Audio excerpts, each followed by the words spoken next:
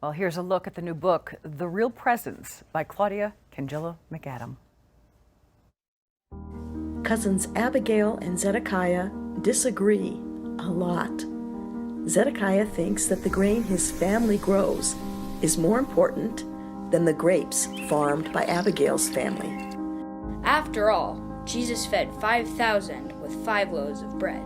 But his first miracle turned water into wine. The cousins want to ask Jesus which he thinks is better. But in the synagogue, when Jesus calls himself the bread of life, his preaching is met with anger. The cousins are also confused. But when they travel to Jerusalem and join Jesus at the Last Supper, they get the chance to give their gifts to the Lord. When they see him institute the Eucharist, their argument turns to agreement, as the work of their hands becomes his body and his blood.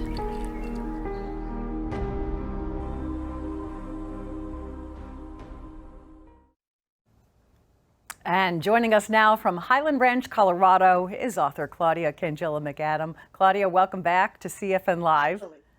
Good morning. Nice to see you again. I'm going to talk about the title right off the bat, because it's the real presence, which you take out the word gifts, but it's the real presence, the real presence. Exactly. These young cousins who live at the time of Jesus want to give him their gifts, the produce of their work.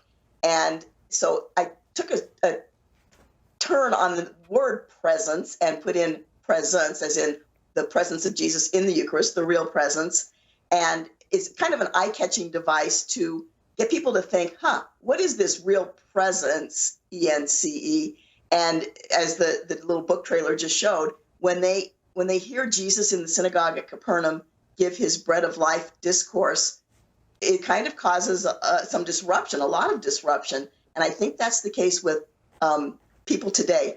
Up to 70% of Catholics do not believe that the real presence of Jesus is there in the Eucharist, and it is. The first clue was in John chapter 6, the bread of life discourse, and then it's confirmed in the institution of the Eucharist at the Last Supper. So that's the progression of the story. And hopefully kids will come to understand that Jesus is really there in the sacrament. And the parents who read this book with them, who may not believe that, hopefully they'll come to understand that as well. Exactly, and talk about the timing of the book. You know, we have the Eucharistic revival going on right now.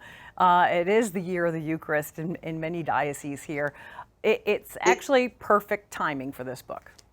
It ended up being perfectly timed, and it wasn't intended to be that way. When I wrote it, I had no idea when it might be purchased by a publisher, and Ascension Press acquired this book, or when it might be published. And this year seems to be just ideal because of the results of that Pew Research survey and the USCCB now concentrating on increasing devotion to the Eucharist. And so this is a great introductory way for kids to become aware of what the real presence is in a fun and entertaining book. Right. Hey, you know, you've written at least 24 books, mostly for children, and they're Bible stories. You bring the Bible alive for children. How did you get interested in this?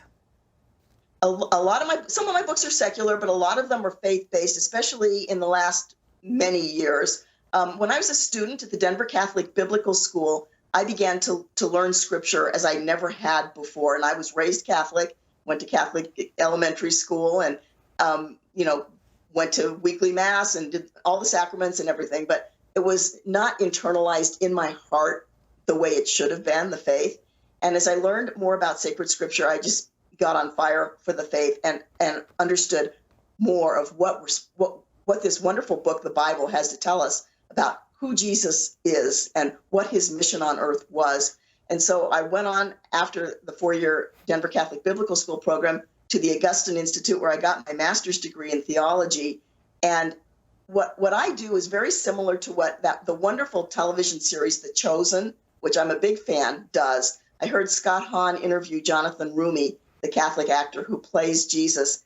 And Jonathan spoke the words that I could have said about my books. And he said that series, and hopefully my books as well, this is what I want to do, pay attention to the detail in Scripture, but then the stories are aided by Ignatian spirituality, where you're able to imagine what would it have been like to be there, to witness those events in the life of Jesus.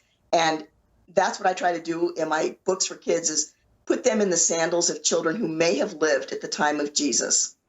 Exactly. And in this book, too, there are so many things parents and children could talk about, because you talk about the first miracle, the wedding of Cana. You talk about the loaves and the fishes. There's also, or the kids are talking about these things, which is so nice. Obviously, Right. the Last Supper, the living bread.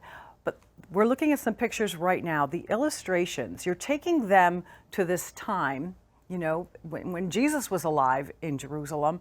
And the illustrations are absolutely beautiful. Tell me more about who did the illustrations for you. The illustrator is Gina Capaldi, and Ascension Press put her illustrations together with my story, and she did a marvelous job of interpreting the story. She is an award-winning illustrator, and in fact, I really like it because her story to her vocation is very similar to what mine was. At age 10, she communicated via mail with Norman Rockwell and told him, I wanted to be an illustrator when I grow up. He wrote back to her, and she still has that letter posted next to her drafting table. And when she was 10, she knew she wanted to be an illustrator. When I was 10, I knew I wanted to be a professional writer. And I just love it that our passions have come together in this way in this book. Yeah, her pictures, each picture, it looks like just a beautiful painting. And they are. They really are. She did a great job. How much research goes into your books? A lot. You know, I had the great privilege of going on a pilgrimage to the Holy Land, and Capernaum was one of my favorite stops. And I would like to go there and just sit in the ruins of the synagogue for a day, or, you know, to stand outside the ruins of Peter's house, where the story starts off in Capernaum. And in that synagogue where he gave the bread of life discourse, you can stand in the ruins at the place where he spoke those words. And so I did a lot of physical research, but then, of course, a lot of reading and studying about what our faith says about the Eucharist, and tying it into sacred scripture. And what does the Bible say in John chapter 6? What do the synoptic gospels say about the institution of the Eucharist? And pulling from each of those sources to put this book together. When you are, I know you love to read to school children in their classrooms. You must, I know you're a grandmother, so you must read to your grandchildren.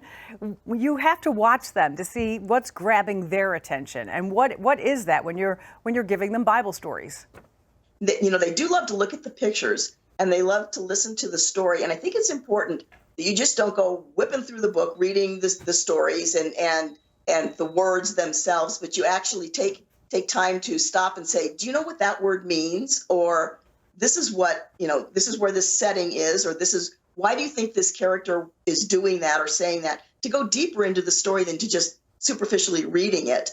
And that's what I like to do. I do a lot of school visits. I've done a lot by Zoom or Skype or FaceTime, and when I can't be there in person. And people who would like to have me come to their classrooms, either in person or virtually, can reach me at my website, claudiamcadam.com, and I'd be honored to be able to present this book or any book to kids in the classroom or homeschooling groups or RE classes, etc. Oh, Claudia, we're so glad that you came back for this book. I'm sure you're already working on another one.